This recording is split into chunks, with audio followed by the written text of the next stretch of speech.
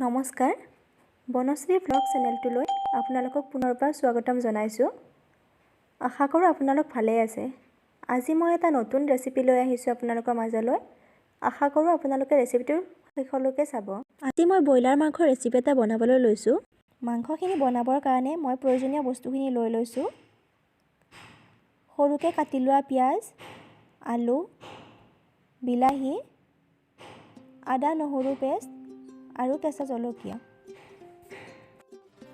মই মাংসখিনি ভালদৰে ধুই লৈছোঁ আৰু খৰাহি এটাত ৰাখি দিছোঁ পানীখিনি যাবৰ কাৰণে। এতিয়া কেৰাহীখন গৰম হ'বৰ কাৰণে পাতি দিছোঁ।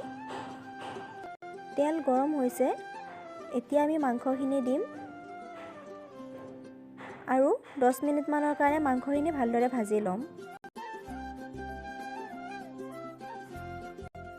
মাংসখিনি 10 মিনিটমান ভজা হৈ গৈছে। এতিয়া মই ইয়াত কাটি থোৱা পিঁয়াজখিনি দিম। পিঁয়াজখিনি মই আগতে দিয়া নাই, নহ'লে লাগি ধৰে তলত। মই আলুখিনিও দি দিছোঁ। এইখিনি এতিয়া মই ভালদৰে ভাজি ল'ম আৰু মছলাখিনি মই ৰেডি কৰি লওঁ। মছলাৰ বাবে লৈছোঁ মই গুড়ি 1 চামুচ, ধনিয়া গুড়ি আধা চামুচ, হালধি প্ৰয়োজন অনুসৰি আৰু এতিয়া মই পানী অলপ দি এইখিনি ভালদৰে মিক্স কৰাই দিম।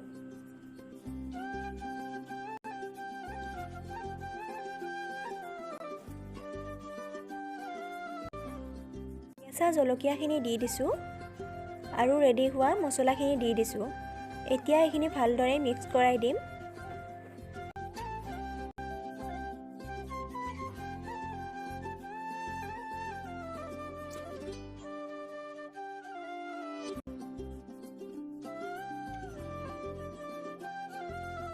ভালদৰে ভজা হৈ গৈছে।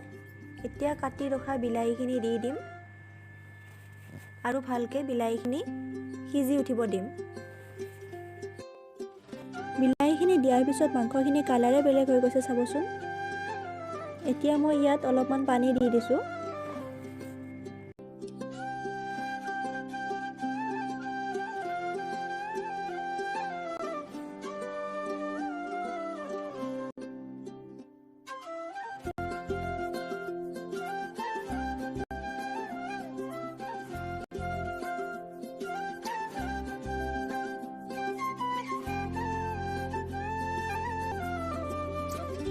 এতিয়া মই ইয়াত ৰেডি কৰি ৰখা আদা নহৰু কটাখিনি দি দিছোঁ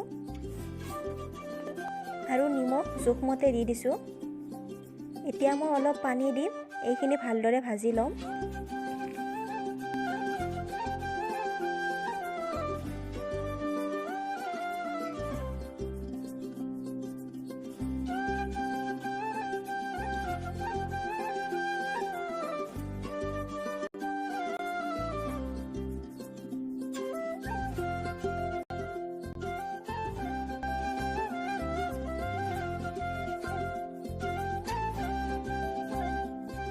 মাংস ৰেডি হৈ গ'ল।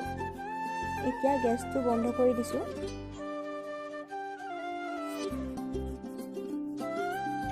ৰেচিপিটো কেনেকুৱা লাগিল আপোনালোকে জনাবচোন। আৰু যদি পিছলৈ এনেকুৱা ধৰণৰ ৰেচিপি বিচাৰে প্লিজ মোক কমেণ্ট কৰি জনাব। ভিডিঅ'টো শেষলৈ চোৱাৰ বাবে ধন্যবাদ আৰু মোৰ চেনেলটো ছাবস্ক্ৰাইব আৰু শ্বেয়াৰ কৰিবলৈ নাপাহৰিব।